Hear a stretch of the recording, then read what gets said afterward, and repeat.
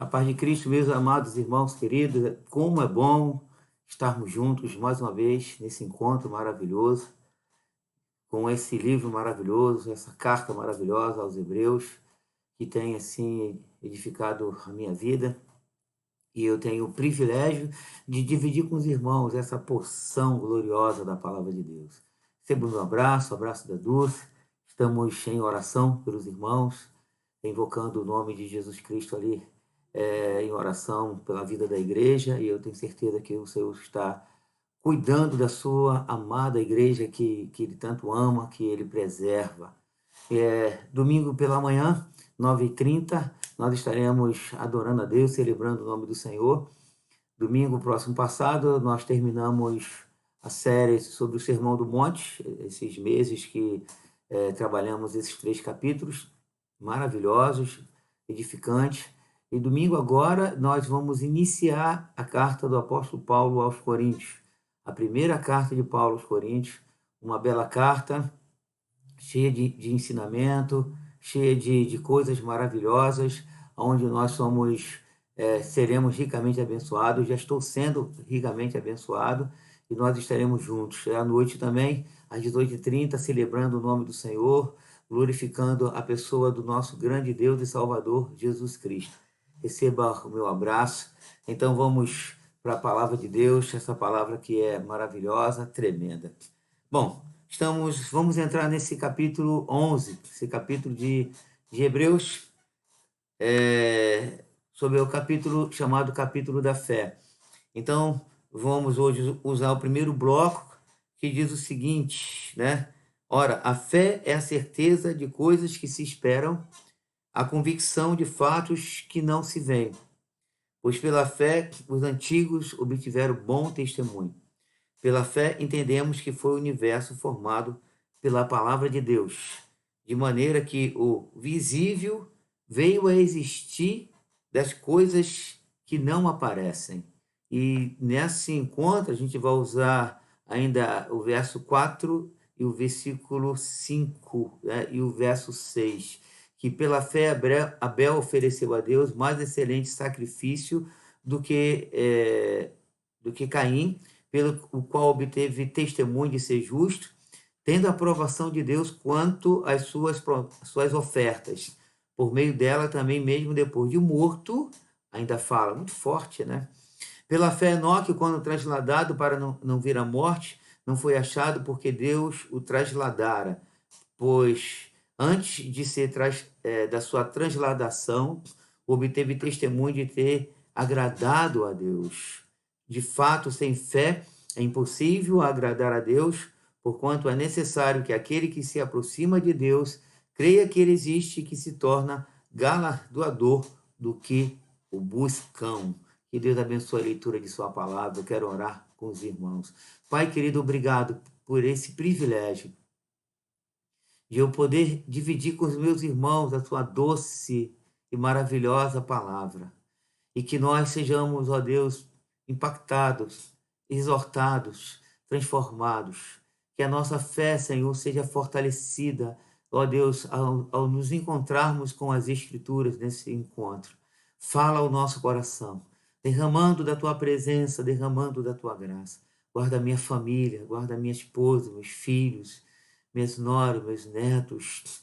Guarda, Senhor, a família dos meus irmãos. Que a tua boa mão esteja sobre nós, que nós sejamos ricamente edificados, fortalecidos pela força do seu poder. Seja conosco, Senhor, nos guardando, nos fortalecendo, nos enchendo da tua presença e da tua graça. Obrigado, Senhor.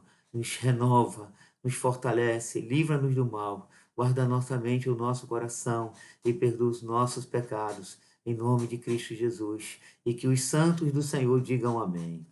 Glória a Deus. Ok, então vamos lá. Avançando nessa carta doce e maravilhosa, onde o que nós vemos?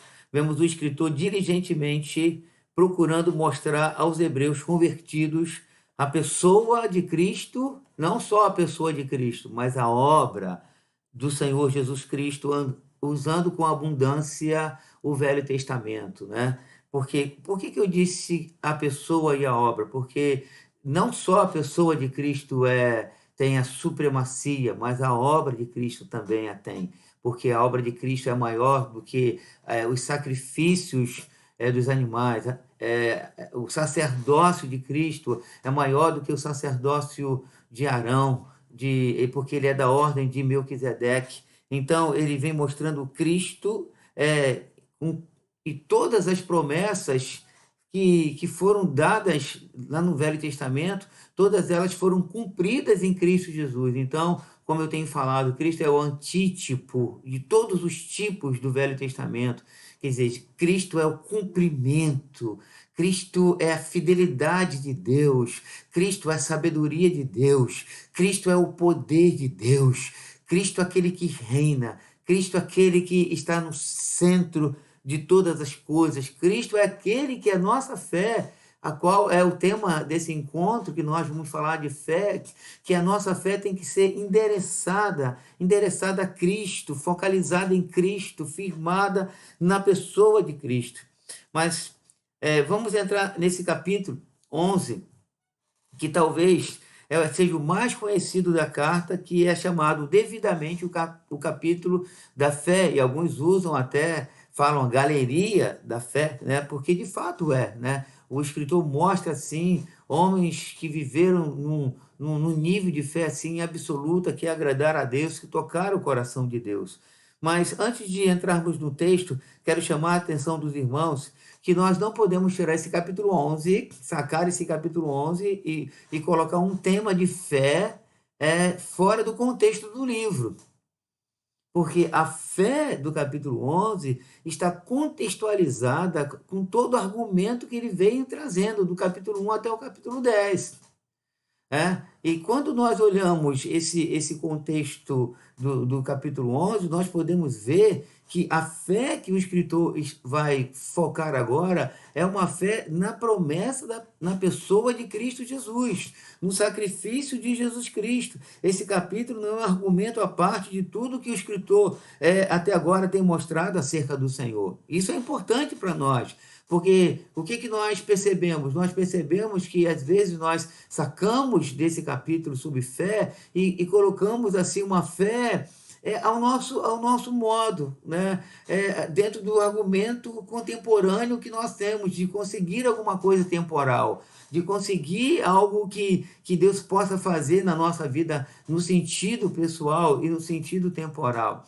Obviamente que Deus pode, através de uma oração da fé, cumprir algo, um desejo temporal nosso.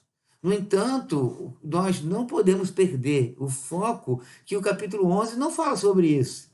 O capítulo 11, ele mostra algo muito mais profundo, né? Algo que está dentro do decreto de Deus, do propósito eterno de Deus antes da fundação do mundo, na pessoa de Jesus Cristo, levando os crentes, né, a viver uma vida de fé nesse mundo, numa esperança da vida eterna, daquilo que nós vamos desfrutar na eternidade com o Pai. Então, a pergunta é: o que movia os antigos, né, no sentido da fé? Ou melhor, vamos refazer isso, vamos sair de uma pergunta para uma afirmação. O que movia os antigos era a promessa do Redentor. Essa é a afirmação, a frase afirmativa. Então, nós vamos ver nesse capítulo 11 que eles viveram dessa maneira porque eles acreditavam na fé naquele que viria. E nesse capítulo 11, aí eu dou um salto lá na frente, no contexto posterior, lá no versículo 39, a gente lê assim: ora, todos estes, né, que ele veio trazendo nesse capítulo 11, desenvolvendo no capítulo 11, todos estes que obtiveram bom testemunho por sua fé, não obtiveram, contudo, a concretização da promessa. Que concretização da promessa é essa, né? Será que foi o livramento que muitos não tiveram? Não, não é isso que o escritor está falando. A concretização da promessa é o que Paulo fala, que na plenitude dos tempos Deus enviou o seu filho nascido de mulher, nascido de carne. Esse nascimento de Cristo, o verbo que se fez carne, esse foi a concretização da promessa. O profeta que Moisés disse que Deus levantaria um profeta semelhante a ele. E a alma que não ouvisse esse profeta morreria. Então, esse profeta que Moisés fala é Jesus Cristo, né? Então, o Senhor, o Redentor, ele já veio, mas o Redentor fez uma promessa, e agora a gente vive dentro de uma outra promessa. E a promessa é que o Redentor veio, se cumpriu, o antítipo é uma realidade, e ele prometeu que voltaria e nos levaria para o céu para vivermos com ele, para sempre com ele.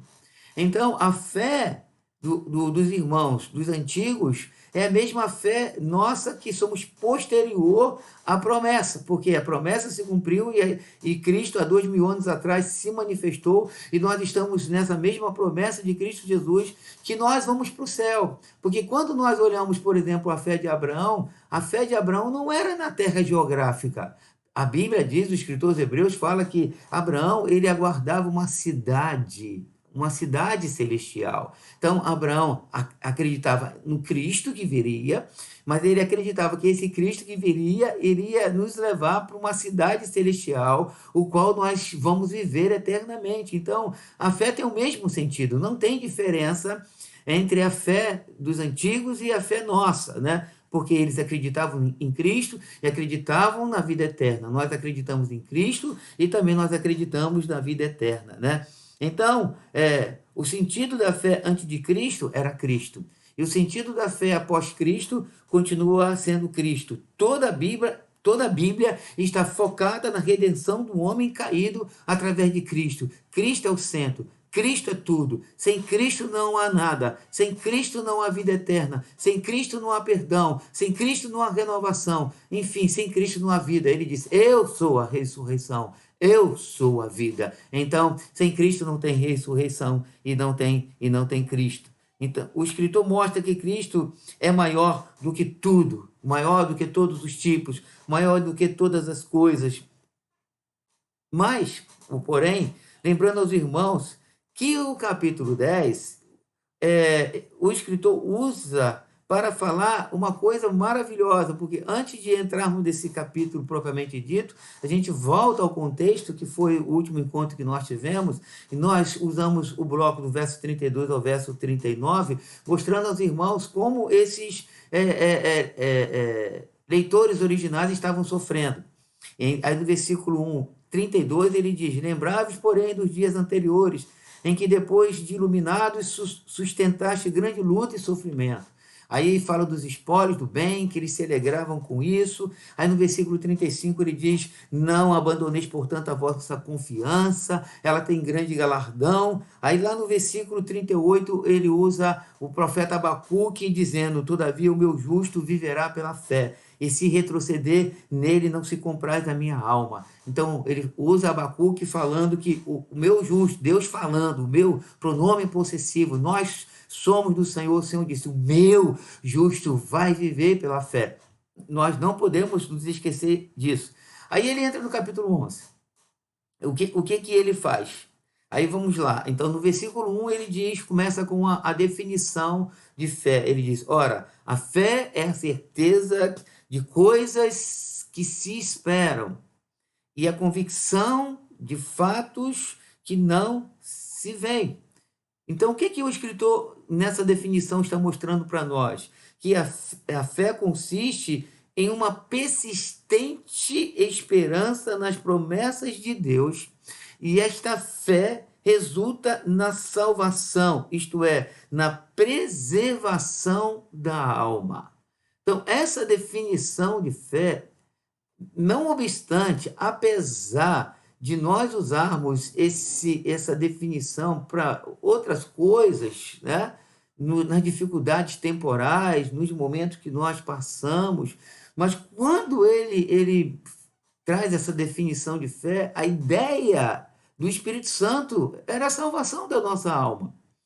Porque, vejam só o versículo 39 do capítulo 10, né, que nós usamos no último encontro. Ele diz: nós, porém, não somos dos que retrocedem, porque o verso 38 ele fala que o meu justo viveria pela fé. E eu repito: nós, porém, não somos dos que retrocedem para a perdição. Somos, entretanto, da fé para a conservação da alma. Aí ele diz, ora, a fé é a certeza de coisas que se esperam. O que, que nós esperamos? Esperamos a volta do Senhor, né? A convicção de fatos que não se veem.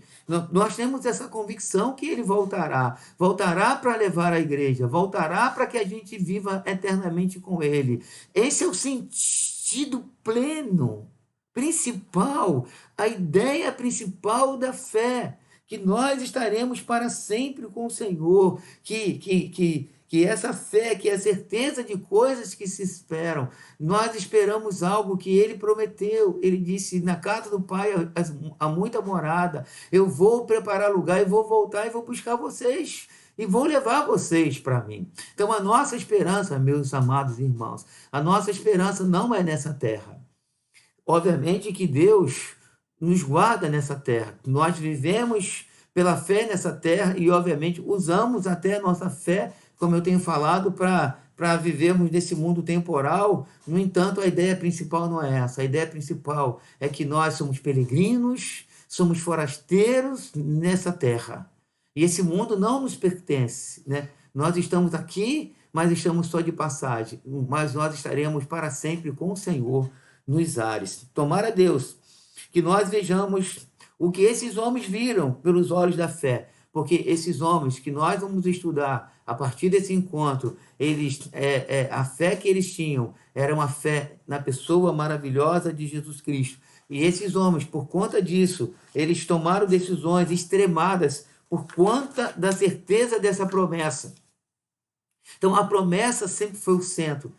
A promessa é Cristo. Cristo precisa ser o centro. E a grande promessa para nós hoje, não é que ele voltará, não é que ele virá para remir os nossos pecados, que ele já fez isso quando ele veio encarnado. Agora, a grande promessa é que ele voltará. E o sentido da fé continua sendo a salvação da nossa alma e a glória de Deus. E nós um dia estaremos para sempre com o Senhor. E o nome do Senhor, que já está sendo glorificado, ele será glorificado de eternidade a eternidade, através da pessoa de Cristo e através daqueles que foram remidos. Então, você que está aí atribulado porque a sua vida temporal não está bem, você que está aí atribulado porque você está um tanto abatido, eu acredito que o Senhor possa restaurar as suas forças, acredito que Deus possa restaurar o seu vigor para que você ande nesse mundo como um peregrino, mas um peregrino que tenha os seus olhos fitos no céu, um peregrino que tenha os seus olhos fitos na promessa que Cristo voltará, um peregrino que tenha convicção que é só peregrino. A palavra peregrino já traz a definição de quem nós somos. Nós estamos de passagem e um dia nós estaremos para sempre com o Senhor.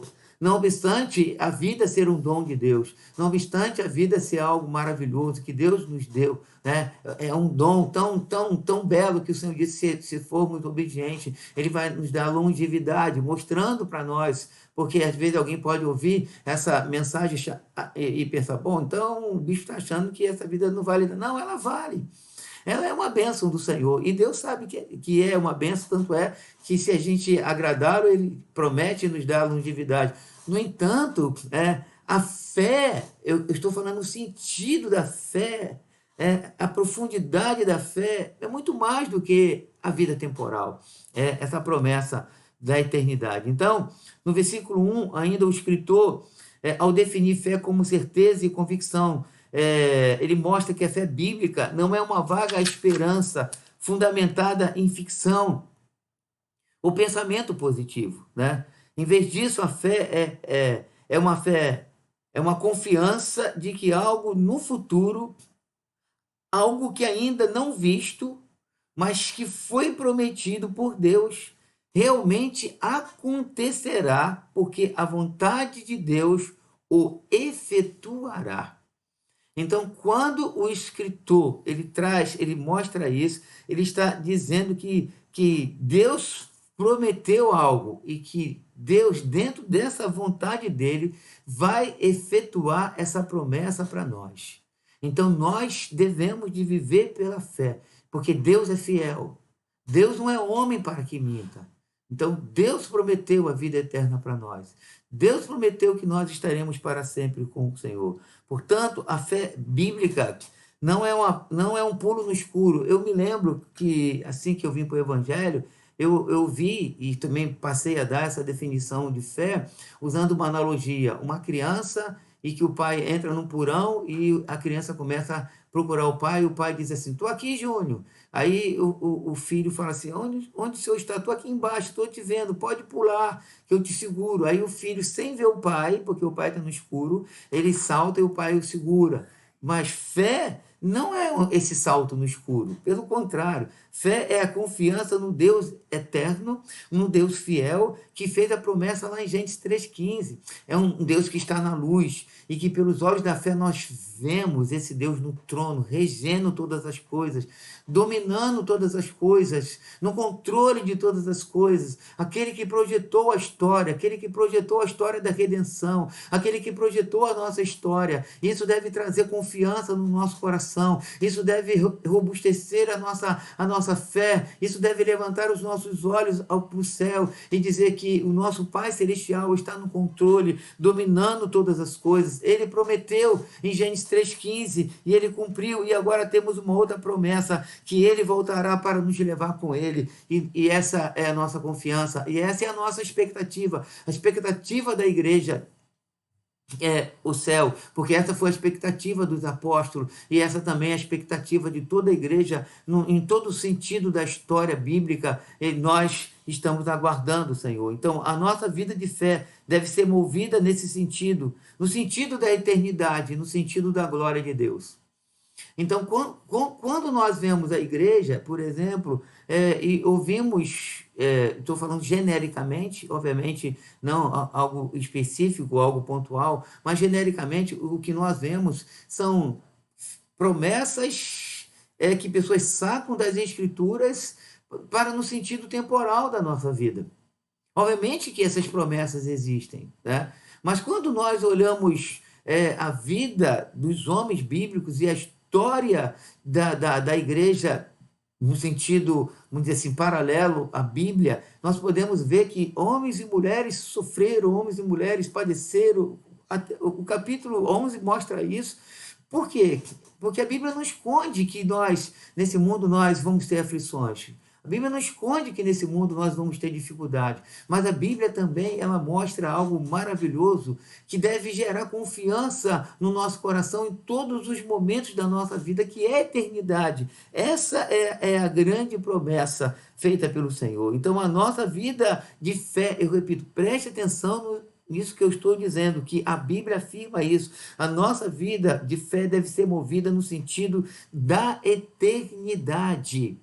Da eternidade, né? Então nós veremos o Senhor. Vejam só que promessa maravilhosa, né? Nós veremos o Senhor. João diz que nós seremos semelhantes ao Senhor, nós iremos vê-lo como ele é.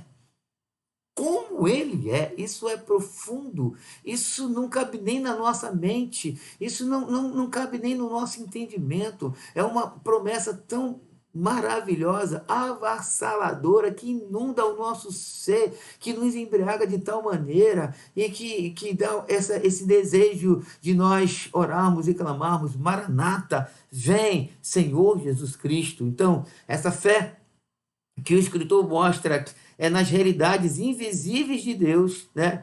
É enfatizada em todo o capítulo 11 e tem proporcionado, né, confiança e certeza a todos os que recebem a Cristo como Senhor e Salvador da nossa vida. Meus irmãos, nós que estamos em Cristo, nós estamos sendo fortalecidos por essa exortação desse escritor. Então, o que o escritor faz após a definição de fé? Ele mostra uma coisa maravilhosa. No versículo 2 ele diz: pois pela fé os antigos obtiveram bom testemunho. Bom, quando ele afirma isso, vem uma pergunta na nossa mente, né? Qual seria a intenção do escritor ao dizer: pela fé os antigos obtiveram bom testemunho? Possivelmente era para mostrar aos leitores originais que eles precisavam perseverar na fé, porque nós vimos o contexto que eles estavam sofrendo. E eles precisavam vamos dizer assim, de referência. E assim como nós também. Aí o que o escritor faz? Depois de escrever, entender o sofrimento dos leitores originais. Ele coloca uma referência. Olha, os antigos, eu quero mostrar, vocês não acreditam que Moisés foi um homem de Deus? Vocês não acreditam que Abraão foi o pai da fé? Vocês não acreditam que Deus tirou o povo dele do Egito? Vocês não acreditam nos juízes de Gideão, Jefté, né? Nos profetas, em Samuel, nos reis, o Davi? Então, eu vou mostrar para vocês que esses antigos, eles obtiveram bom testemunho. Por que eles obtiveram bom testemunho? Porque eles largaram sua parentela e foram para a terra que eles nem sabiam para onde eles iriam, ou porque ele sacrificou, ia sacrificar o seu filho. Por que eles obtiveram bom testemunho? Porque eles acreditaram na promessa. E qual era a promessa? O Messias prometido. Eles tiveram bom testemunho por causa disso. E se nós quisermos copiar os antigos, nós precisamos fortalecer a nossa fé em Cristo Jesus, independentemente da situação que nós estamos passando.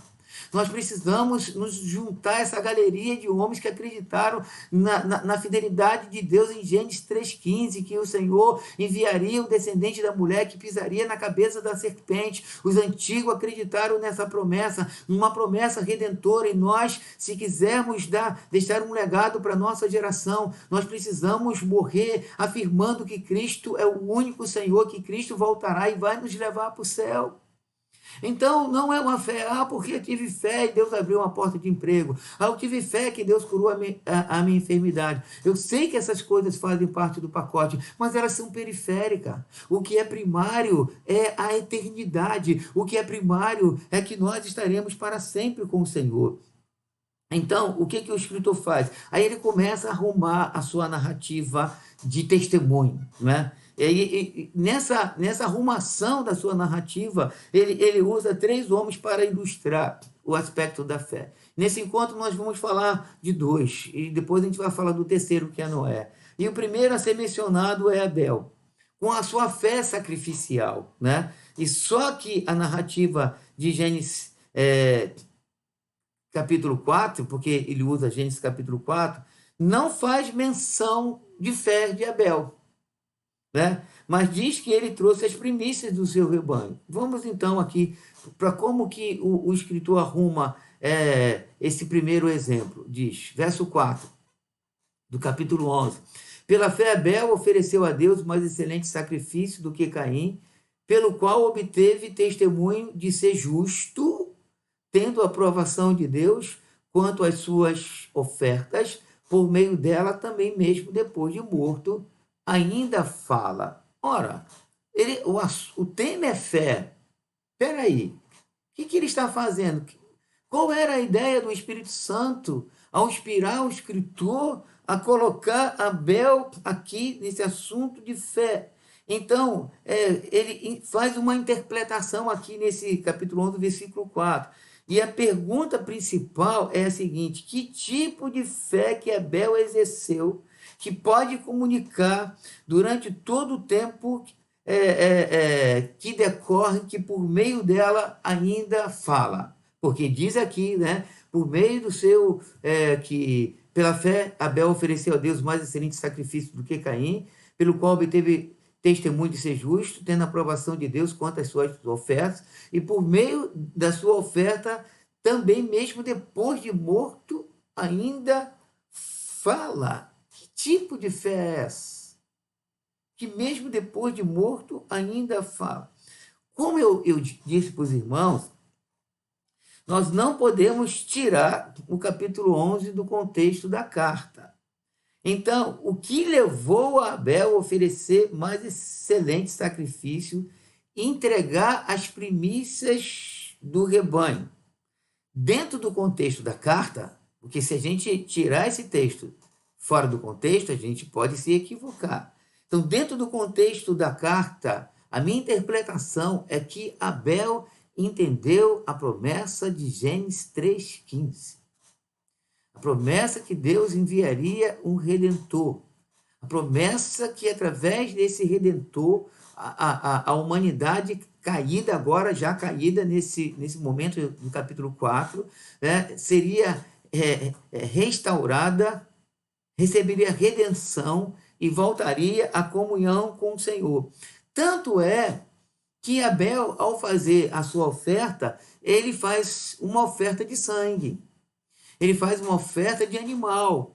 Caim, não, ele era de fato do inimigo, ele não, parece que ele não entendeu Gênesis 3,15, ele faz uma oferta do fruto da terra, mas Abel, ele oferece uma oferta de animal e não do fruto da terra.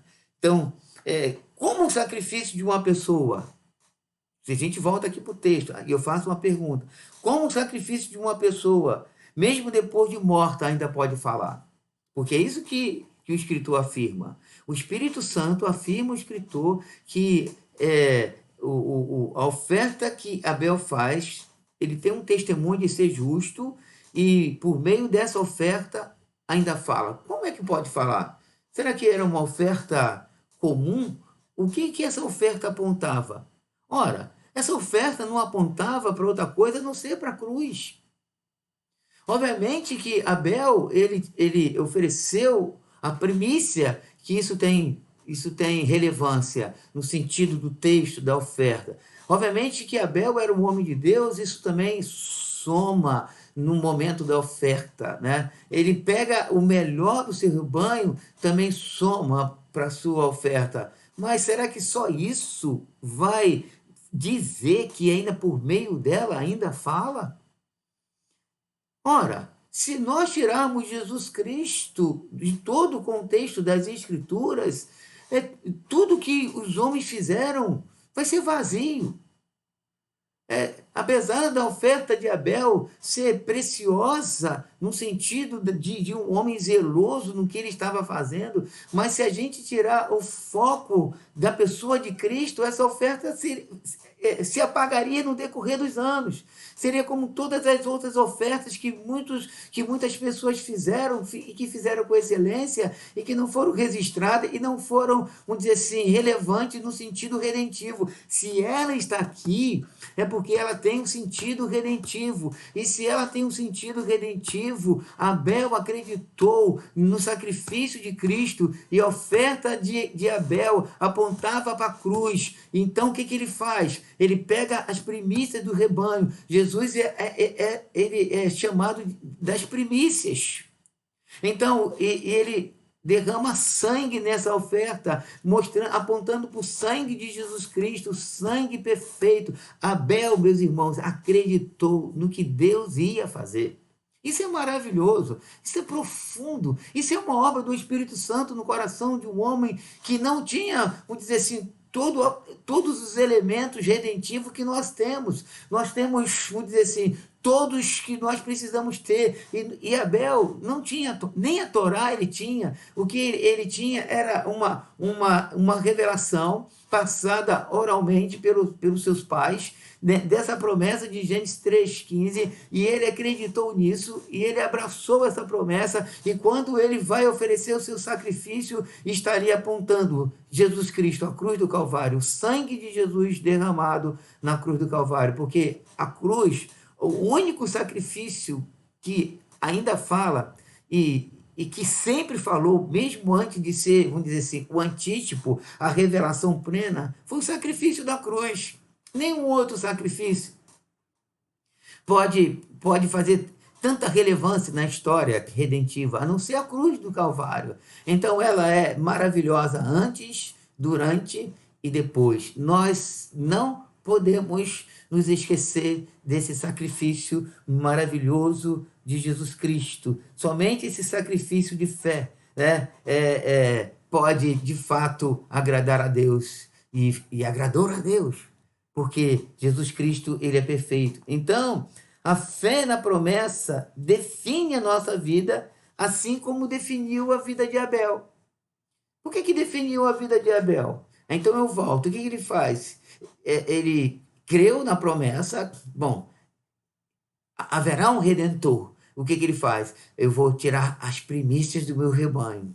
Então, a nossa devoção, o nosso zelo, ele está ligado diretamente com a fé que nós temos na pessoa de Cristo e no retorno dele. Então, se isso for fato, Quando nós olhamos a igreja em si, nós percebemos que a fé da igreja não está bem direcionada.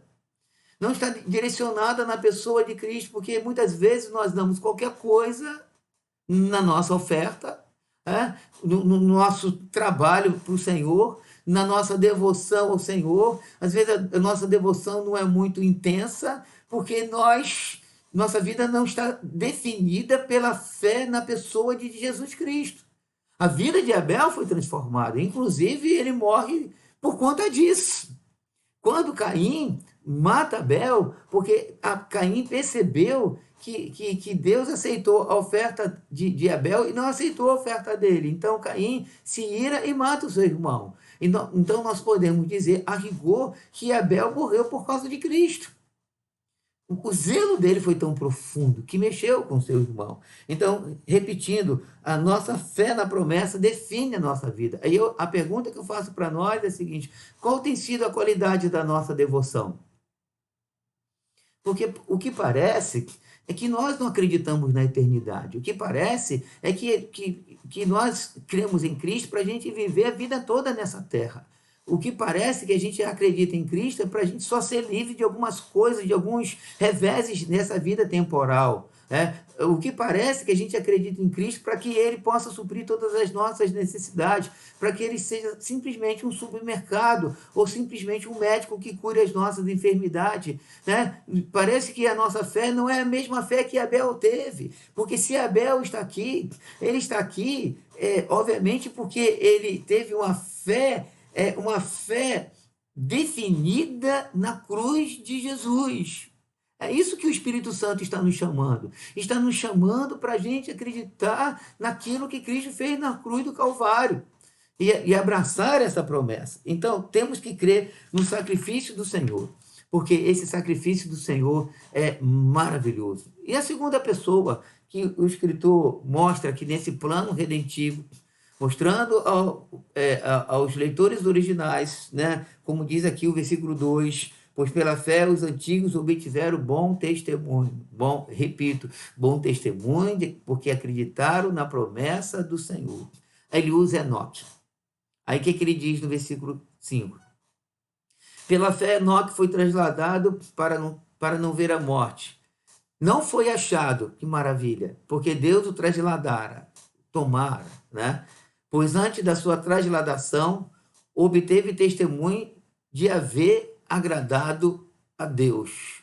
Um versículo só a respeito de Enoque. E a gente não tem muita coisa no livro de Gênesis a respeito de Enoque. Só 2 textos que falam a respeito de Enoque, e aí vem Judas e fala também a respeito de Enoque. Mas aqui o escritor ele usa Gênesis, mostrando o seguinte, que pela fé Enoque foi transladado. Ora, se eu saco esse texto de Enoque fora do contexto da carta aos Hebreus, a gente vai fazer qualquer tipo de aplicação, mas a gente não pode fazer uma aplicação desse único versículo fora do contexto da carta. E lembrando aos irmãos que a carta fala de Jesus, do sacrifício de Jesus, de Jesus como sumo sacerdócio, do sangue de Jesus que nos aproxima com Deus Pai. E aí, quando nós olhamos aqui, que diz que Enoque, ele andou com Deus, já não era porque Deus o tomara para si. Mas, ora, o homem tinha sido expulso da presença de Deus. Enoque viveu alguns anos antes de Noé, quer dizer, já entrando no tempo pré-dilúvio, naquele momento crítico antes de Deus derramar o juízo sobre toda a terra. E o homem tinha sido expulso da presença de Deus. Como então, a pergunta é, como um homem poderia andar com Deus se ele tinha sido expulso? Será que havia essa possibilidade? Sim, aleluia. Glória a Deus. Já havia essa possibilidade. Desde que Adão foi expulso do Éden, a possibilidade de o homem ao mesmo tempo ser expulso do Éden, da presença de Deus, já voltar à presença de Deus, já havia essa possibilidade. Como? Quando? Gênesis 3:15. A promessa estava lá. Antes da expulsão do casal, dos nossos pais.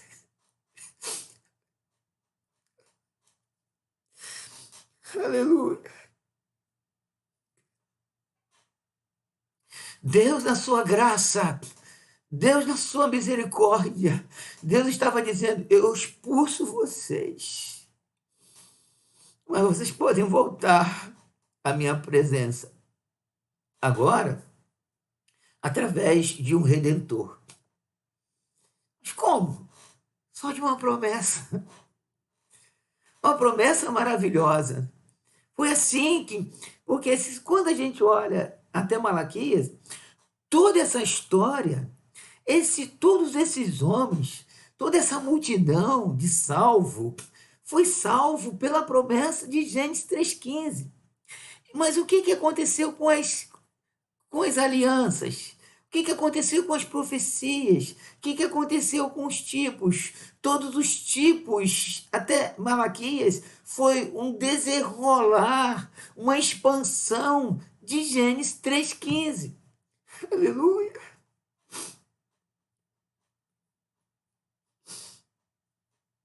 Gênesis 3:15 foi a semente. Gênesis 3:15 foi, vamos dizer assim, o núcleo. Aí Deus começa a clarear, mostrando as alianças, mostrando os tipos, mostrando o tabernáculo, enfim, mostrando as profecias. Foi, sabe, desembrulhando Gênesis 3:15. Aí quando a gente volta para Gênesis, a gente acha que o sacrifício de Abel, por exemplo, está desassociado com Gênesis 3:15. Não está, está ligado diretamente. Aí quando a pergunta que eu fiz para os irmãos, eu até me emocionei aqui, né? Como que o homem expulso poderia andar com Deus? Porque a Bíblia afirma que Enoque andou com Deus. Sabe por quê? Porque Enoque acreditou na promessa. Ele creu. Creu que Deus enviaria um redentor. Isso definiu a vida de Enoque. Isso define a nossa fé. Então, como nós podemos ver que alguém, de fato, acreditou em Jesus, o antítipo, né? Como? Quando essa pessoa anda com Deus hoje. Porque hoje nós somos o templo do Espírito Santo. Né? Hoje nós somos a glória de Deus encarnada na pessoa do Espírito Santo, porque nós cremos na promessa. Aí, quando nós andamos com Deus, isso define o nosso caminhar. Porque andar com Deus, né, e ser templo do Espírito Santo, a gente não anda de qualquer maneira. Se tu andas de qualquer maneira, você ainda não creu, não creu. Porque há uma explosão, há um milagre, há uma restauração profunda na vida de alguém que crê em Cristo, como houve na vida de Enoque. A gente passa a andar com Deus e a gente não faz qualquer coisa, a gente não vai em qualquer lugar, a gente não faz qualquer negócio, a gente não fala qualquer coisa. A nossa vida é definida por isso. Eu criei na promessa, e acreditar na promessa é uma metamorfose, é uma transformação da lagarta para borboleta. E quem disse que quem olha uma borboleta e que não sabe do processo que houve com aquela borboleta pode dizer: um dia essa borboleta foi um bicho feio chamado lagarta? Quem não sabe dessa logística toda da transformação não acredita nisso. Então, quem olha para alguém que hoje creu em Jesus, né, não vai acreditar que essa pessoa foi um devasso, um idólatra, um prostituto lá no passado e que agora ele anda com Deus. Então, eu repito, se você anda de qualquer jeito, você ainda não acreditou na promessa de Jesus. Porque a promessa não só garante a vida eterna, mas a promessa transforma a nossa vida. Porque Enoque viveu num mundo complicado, num mundo onde o pecado estava sendo avolumado. Então, mais uma vez, não podemos nos esquecer, repetindo do contexto da carta, não podemos tirar Jesus do foco, porque somente por Jesus é que podemos nos aproximar de Deus. E Enoque se aproximou de Deus. Enoque andou com Deus, né? Se ele andou com Deus, é porque ele de fato creu. Então, com isso, podemos ver o que aconteceu com Enoque, é o que vai acontecer com a gente, porque Enoque não só teve a sua vida transformada no seu estilo de andar com Deus, mas algo aconteceu com Enoque. Aleluia. Glória a Deus. Voltemos aqui para o texto, versículo 5. Pela fé, Enoque foi trasladado para não ver a morte.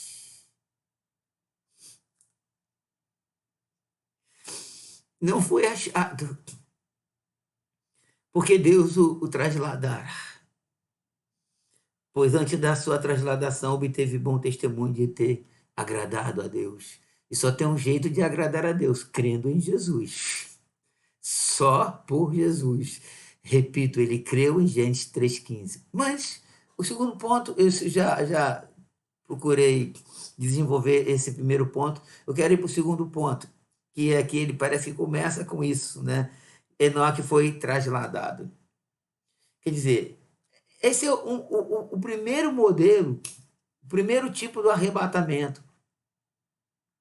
E ele creu na promessa,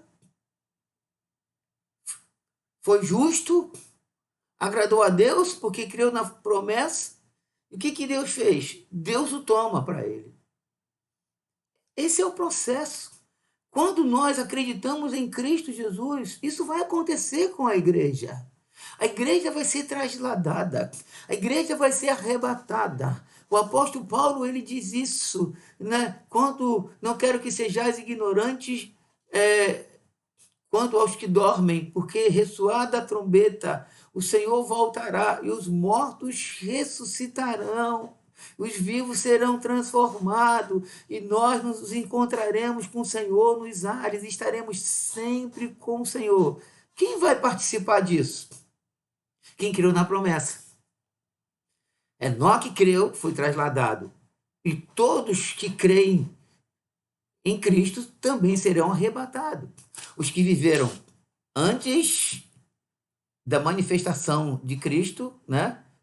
Lá 2000 anos atrás, todos que viveram de Gênesis a Malaquias, todos que viveram de Mateus até hoje, mas que creram na promessa, essa multidão maravilhosa vai se encontrar com o Senhor. Os vivos serão arrebatados, os mortos serão ressuscitados, e só receberão essa bênção quem? Quem acreditou em Jesus Cristo. Percebam que ele é o miolo. Percebam que ele é o centro. Percebam que a gente precisa de Jesus Cristo. Então, Enoque, ele recebeu essa bênção, mas nós também receberemos. Enoque creu, mas também nós cremos. Enoque teve a sua vida transformada, mas nós também temos. Abel teve a sua vida transformada, também temos. Foi tão transformada a vida de Abel que ele deu o melhor. E hoje nós continuamos dando o melhor, a primícia da nossa vida para o Senhor, porque cremos em Cristo Jesus. Deus recebeu o sacrifício de Abel porque ele creu. Deus recebe o nosso sacrifício, o nosso louvor, o nosso serviço, por causa de Jesus Cristo. Sem Jesus Cristo, não chegamos a Deus. Sem Jesus Cristo, não podemos andar com Deus. Sem Jesus Cristo, não podemos ser transladados. Sem Jesus Cristo, vamos para o inferno. Então, ele é o centro das Escrituras. Ele é o centro da promessa do Senhor. Glórias ao Senhor. Voltando a Enoque. Lá em Gênesis capítulo 6, versículo 11, diz que a terra estava corrompida à vista de Deus e cheia de violência. É o mesmo retrato de hoje. A terra continua corrompida e cheia de violência. Se você não ouviu a exposição do Sérgio de domingo próximo passado à noite, ele expôs Apocalipse capítulo 18, ele mostrou como o reino está na mão da meretriz, do sistema, da embriaguez, né, da luxúria, prostituição, do mercado, como isso atua, mas isso tudo vai ser destruído, né? Então a terra ela continua ainda corrompida à vista de Deus e cheia de violência, mas Enoque creu. E hoje a terra continua desse jeito, mas nós cremos, né? E nós seremos então transformados. Aí a gente volta para esse capítulo 11 aqui. E eu quero ir um pouquinho mais adiante para fechar essa exposição.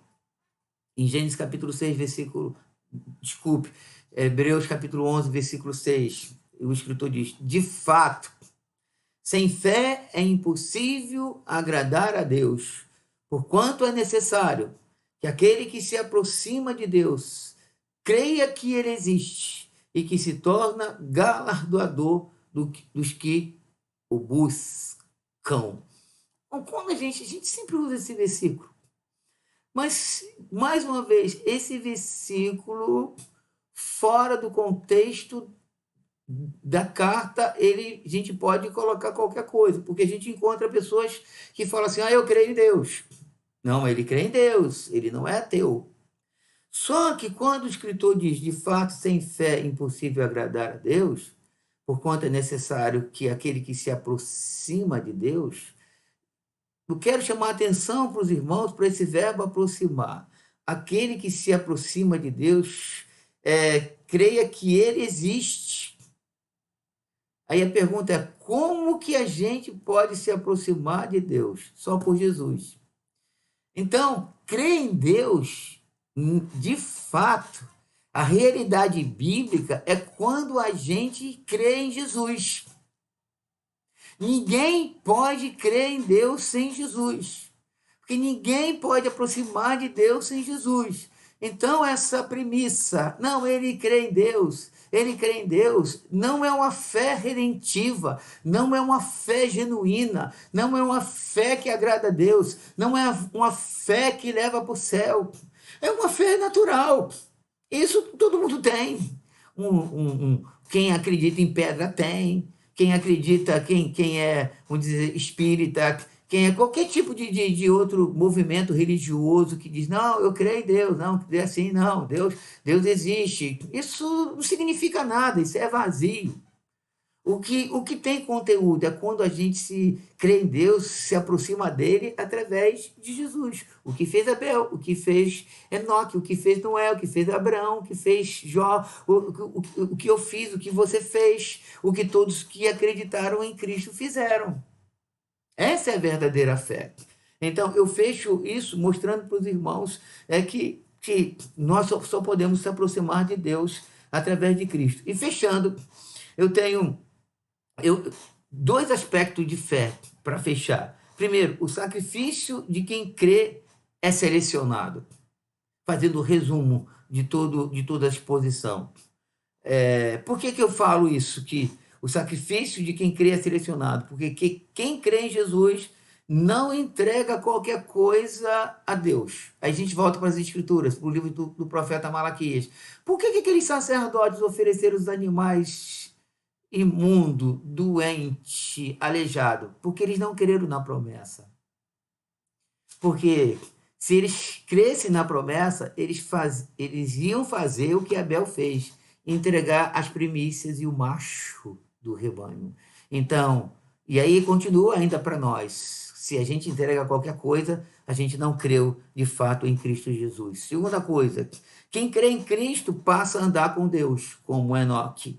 Logo, seu estilo de vida é transformado. E no futuro bem próximo, esse crente será levado para o céu, como Enoque foi, e nós estaremos eternamente com o Senhor. E aí eu fecho essa exposição desse encontro com Hebreus capítulo 10, versículo 39, que é o contexto do texto que nós expomos nesse encontro, quando o escritor diz: nós, porém, não somos dos que retrocedem para a perdição.